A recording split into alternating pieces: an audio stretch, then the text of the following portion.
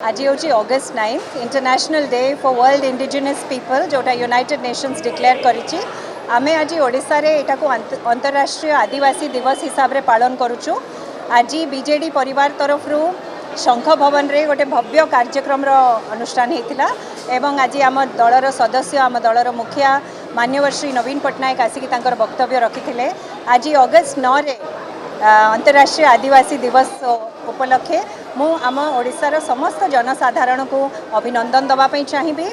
आज चर्चा होची आदिवासी भाई भौणी मानकर परंपरा उपरे पारंपरिक ज्ञान उपरे तांकर संस्कृति ऐतिह्य विषय रे, किंतु चर्चा एटा भी होची तांकर अधिकार उपरे एवं तांकर सशक्तिकरण उपरे। बिजू जनता दल श्री नवीन पट्टनायक नेतृत्व रे सदा बेले सेवा भित्तिक राजनीति रे विश्वास रखिछि एवं सशक्तिकरण भित्तिक शासन रे एम्पावरमेंट बेस्ड गवर्नेंस आउ सर्विस बेस्ड पॉलिटिक्स होची बिजू जनता दलर मेन आभिमुख्य। सेथिपई आपण देखिथिबे 24 वर्षर शासन काल रे मान्यवर श्री नवीन पट्टनायक अनेक एमती स्कीम गुड़िक आनीथिले आमर आदिवासी भाई भौणी जोटा कि सारा देश रे गोटे मॉडल हेतिला। आमर स्पेशल डेवलपमेंट काउंसिल 23टी जिले रे आदिवासी भाई भौणी मानकर परंपरा तांकर नृत्य तांकर कला तांकर ऐतिह्य को प्रमोट और प्रिजर्व करबा पई लाभ स्कीम दिया हेतिला।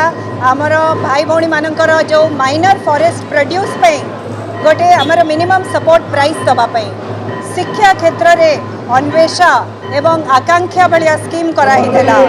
प्रत्येक ब्लॉक रे ओडिशा आदर्श विद्यालय करा हेतिला एवं शिक्षा को बहुत ऊपर को नहीं मान्यवर आमर श्री नवीन पट्टनायक स्मार्ट स्कूल्स करके मिशन शक्ति द्वारा आमर जनजाति भौणी मानकू गोटे स्वतंत्र परिचय सृष्टि करा हेतिला।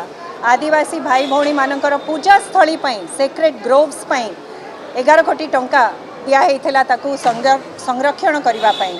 रोजगार पई स्किलिंग आमर वर्ल्ड स्किल सेंटर तरफ आमर जो माने युवपीढ़ी आदिवासी भाई भौणी मानक पई रोजगार भित्तिक कार्यक्रम निया होतला। एमती अनेक प्रोग्राम थिला। केंद्र सरकार को 169टी आमर कम्युनिटीज मानकू केमिति एसटी लिस्ट रे इंक्लूड करा जिवो ता पई आमे दाबी रखिथिलो।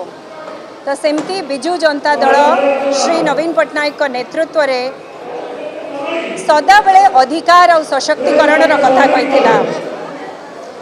शिक्षा सहित सशक्तिकरण संस्कार एवं ऐतिह्य एवं परिचय सहित रोजगार। सो एथिरे मु आउ थरे आपण माने समस्त को आपण मानक द्वारा आजिकार दिनर अभिनंदन जनाउछि। धन्यवाद। जुहार।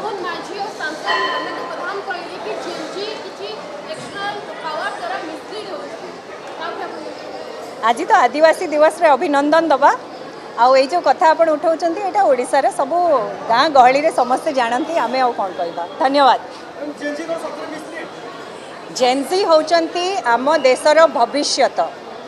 आमे जेनजी पई बहुत गर्वित। से माने आम देश और राज्य को आगु को नहीं कि जिबे सबु बेले आमे तांगा संगरे आ तांगा पछरे रहिबा कथा।